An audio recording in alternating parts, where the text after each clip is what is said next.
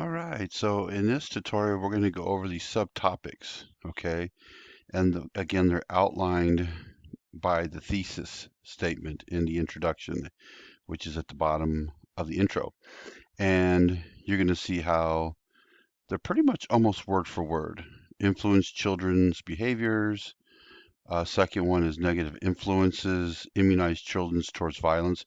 And so you could use exact words. I uh, could change this, put, to immunize uh, children's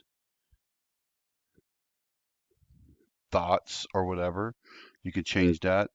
And that's probably a more fitting thing. So you notice how it's easier for me to change this than it is to change something like that up here in this subtopic. So you could do that. And I probably should have done that at the beginning, but that's a good lesson. Parental support. Parental support is needed to cure the issue. And I explained why it is important in there. So if you notice again, there's color coding. And of course, everyone's essay is not going to be like this. It's going to be in all black with no highlights or anything. So I'll do that whole thing in a second. I just want to show you. The reason why there's color coding is because I want to show you how I used this. I used the outline from last week. So the first subtopic is influencing children to act out behaviorally. So I'm going to go to that one in the outline, that section, which is supporting paragraph 1. And notice how I took this sentence and copy pasted it over here. Now, when I did that, it messed with this whole formatting. So you want to make sure you put it back to double space, Times New Roman, and there should be nothing else italicized at all. This shouldn't be italicized, and the headings are the only thing that should be bolded. Okay, but just kind of notice how I have the word for word here. You could also type it out, by the way, instead of copy paste it. But notice how I have the word for word of the pervasive topic sentence, because what the topic sentence does is sets the tone for the rest of the paragraph. And then this time I started going into the first cited source of information I found from this article of Gentile, Bender, and Anderson. Same thing. But what I did was I expanded on it. So notice how I have all three cited, which paraphrase sentences, which means I didn't quote.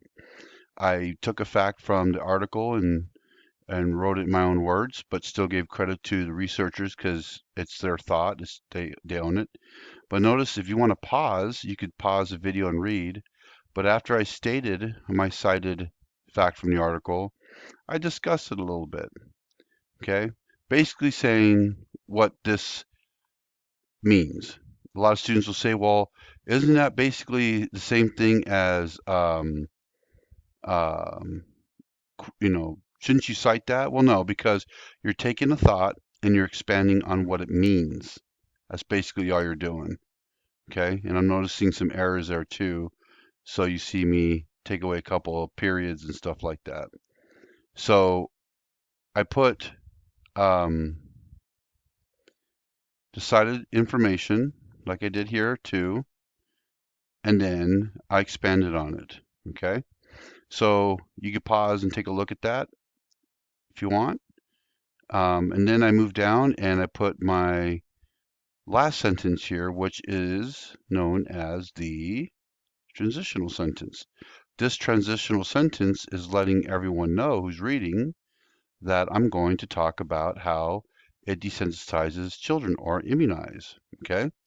And as you see here, I did the same thing, except for this is not part of it. But I took the first part, which is a topic sentence, and then this time I discuss it a little bit. Okay. Now I did have this should be color coded because I did take that from here, and I'm doing that to show you, but I took the three color-coded over here, topic information, subtopic information, and I placed it here. And as you see, the black words, the words in black, are the added information that's around it. I explained what this means, and I can also give an example too. Examples are key, so if you're having a hard time finding words to put in, you could also add examples. The whole paragraph shouldn't be a listed examples, but you could add them to help illustrate the point being made. I prefer them actually. But again, you could pause this and see how I took the information from here in the second one and just expanded on it.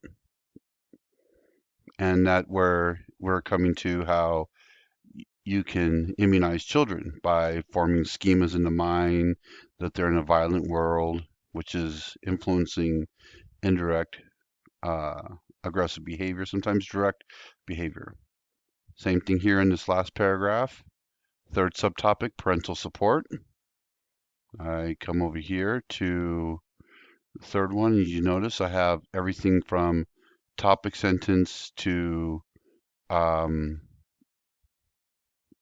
transition. And notice how everything's still cited. So I should have all citations. And this is why it's key that you are supposed to cite everything in last week's outline, because look how you're using it. This is proper citation. Okay. So each subtopic, if I look at it word count wise, the first subtopic shows up, and I could actually show you a little bit better this way. But if you want to know about subtopic, you look at it this way. This is 206 words, but you also want to minus citations, which are probably like 3 or 4 words here, 3 or 4 words here and here. So you're looking at close to 200 words for this one.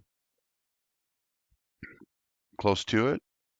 For this one, you're looking at 207 words. Take away the 6 citation and dates, and you're looking at 201 words.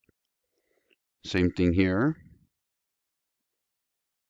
That's almost 200 words, minus a few words because I didn't quote anything. Quotes do not count for the word count, but you shouldn't be quoting at all anyways.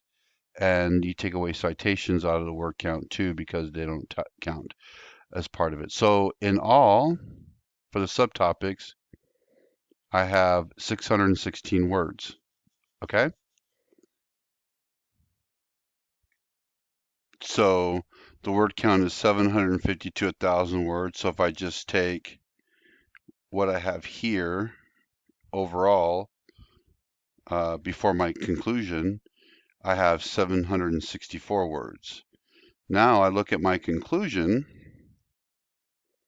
and I took, again, oops, let me get back here to this. I took what I wrote and expanded on it. Same thing, okay? You can see in the black letters here, that's what I expanded on. Not much expanded on this, and this one is about 122 words. That's about right. I didn't cite no facts. I didn't ask no questions. There should be no question asking at all. And then in all, if I go all the way up and highlight what I wrote, I have 887 words, give or take some of those citations. If you minus those citations, which in this case wouldn't be much, then you're good. Okay, so let me show you something in all. So I just took out all of the highlights, all of the colored sentences, and this is how clean it should look. Nice and snug, no gaps between paragraphs, just perfectly formatted. Now right here, make sure you have your indentions. Okay, notice how there's 1-inch margins. And when I do come to this point where the indentation is, you see how it's a 1/2 inch in, and that's the only place it's indented on the essay. Okay, and notice how earlier I found my own mistakes. I found some extra periods and I deleted those. That's okay. That's good I did that. Normally I don't, okay?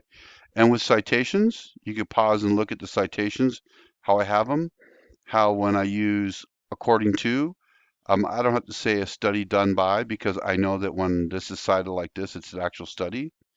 And I actually type out the word and as opposed to in the citation, I do and. And there's also a rule that you can, starting with the newer APA, if you have 3 or more, you can jump straight to et al. I'm fine with that too. I'm not going to be stickler on it right now because um, it's a transition period. Usually during the transition period, there's no worries about it. The next tutorial now down is going to be showing you the reference page. All right.